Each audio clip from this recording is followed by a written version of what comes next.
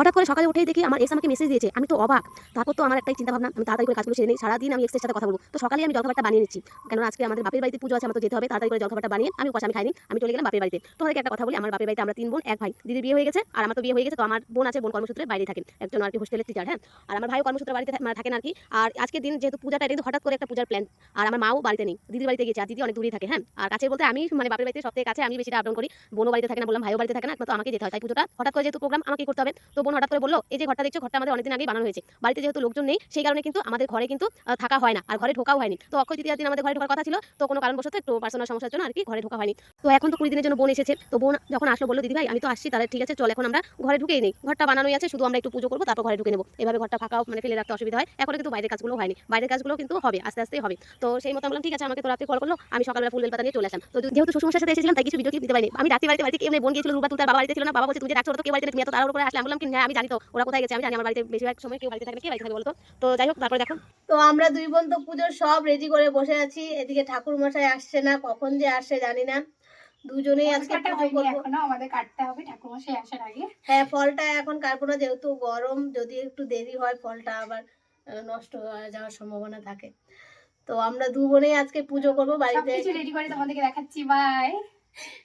তারপর আমি চলে গেলাম বোন পুজোর জন্য কি কে এনেছে, সব কিছু ঠিকঠাক এনেছে কি না।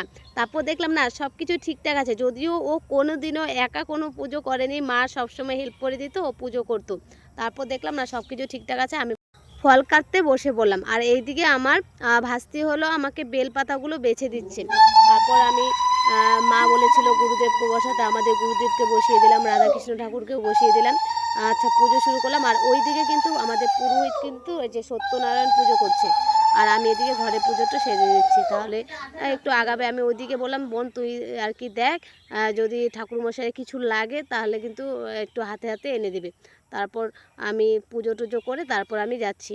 আর ওইদিকে আমাদের বৌদি ভাইও কিন্তু আছে, বৌদি ভাইও মানে কিন্তু আমাদেরকে সবসময়, আমাদের সব থেকে এখন মার অবর্তমানে আর কি বাড়িতে মা যখন থাকে না, তখন কিন্তু বৌদি ভাই সব করে।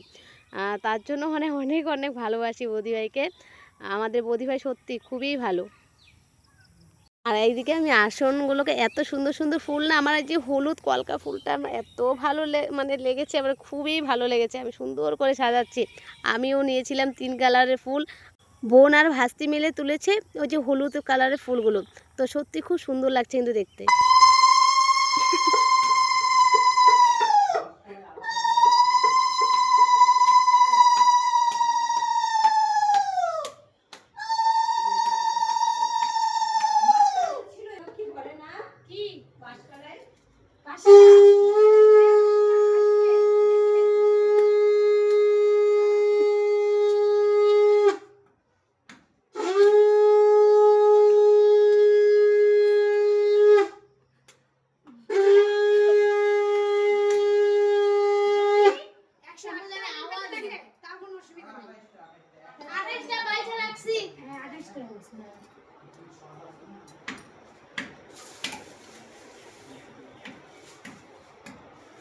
কখন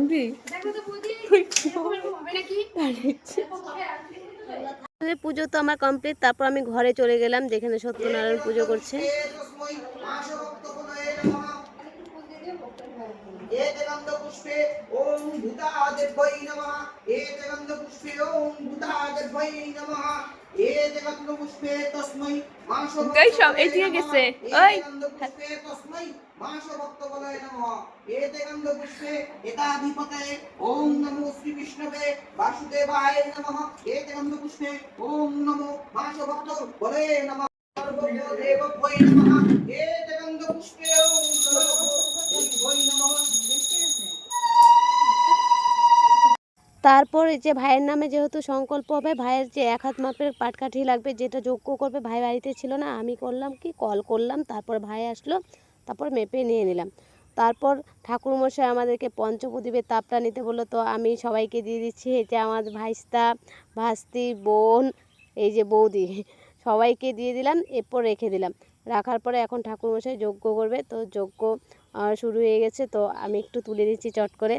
প্রচণ্ড গরম, সত্যি কথা বলতে। এখন তো আবার ফ্যানটা অফ করে দিয়েছি।